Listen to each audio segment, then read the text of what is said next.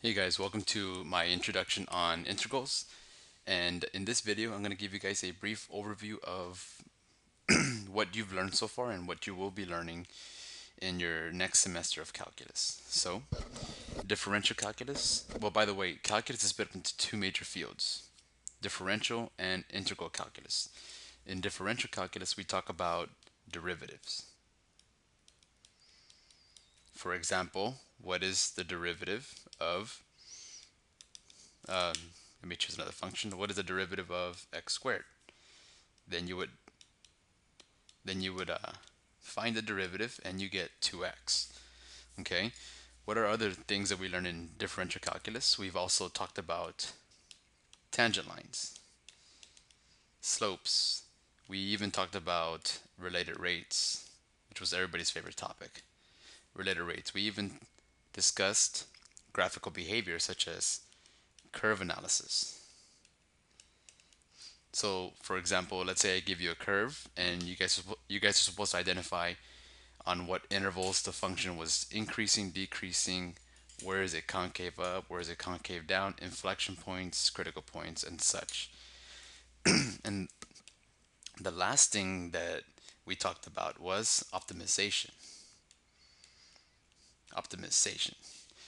In optimization, we use derivatives to optimize certain things. For example, let's say that I give you guys a sheet of aluminum. Okay, and let's say that this is the sheet of aluminum that you have to use, and you have to create a can that will contain the most amount of liquid. In other words, given this amount of surface area of material, you have to create a can that will hold the most amount of liquid volume. And they use calculus to find this kind of solution. Now, in your next semester of calculus, we talk about integral calculus. What is integral calculus?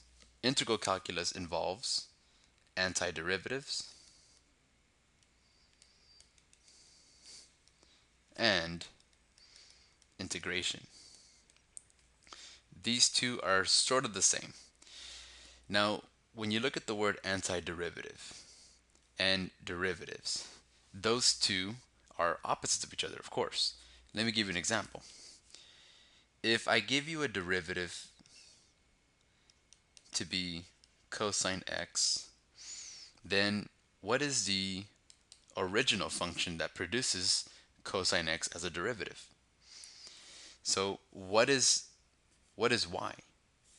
Well, you would have to take the antiderivative of cosine. What function of y whose derivative is cosine? Well, that is equal to sine of x. Now, is sine of x the only solution that satisfies this? Well, let's see. The derivative of sine of x is cosine x. What if I told you the function was sine of x plus 1? Well, let's try it again. The derivative of sine of x is cosine x. The derivative of 1 is plus 0. And this number could be any number. It could be 4. It could be 4e or 4e times pi. These are all constants. So really, the general solution to this question here is the antiderivative of cosine really is sine of x plus some constant c, where c can be any number, even including 0. Why? Because the derivative of sine is cosine. The derivative of a constant is 0. So that is what sine of x plus c is the general solution to the derivative of cosine.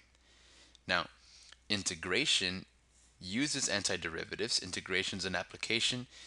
In integration,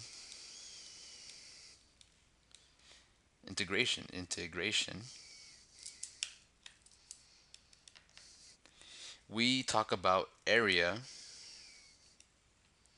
under a curve. So what is so special about finding area under the curve? Well, let's talk about some little small examples here. What is the area of a square whose side length is S. Well, you know that you know that square has all sides the same, equal length. And the area of a rectangle or a square is the base times the height. So the area would be S times S, which is S squared. You guys already know that one. What about the area of a triangle? You need a height, you need a base, and the formula is base times height all over 2, or you can say half the base times the height. What about the area of the function? I'm sorry, what about the area underneath the curve y is equal to x squared plus 1? How would you solve this area? Well, you see, that was a question back then. Mathematicians could not solve this. They didn't know calculus at that time to be able to give this answer. So what did they use? They used something called Riemann sums. Riemann sums. And Riemann sums gives us an approximation of the area under the curve. Let me give you an example what Riemann sums is. They used rectangular summations. They split this interval. Let me go ahead and split this interval down the middle. Here is from 1 to 2, and this is 1.5. And they took the height here at 1.5 and they drew a line perpendicular to that line and then straight down that it hits 1 again. And they took another height at 2 and they created two rectangles.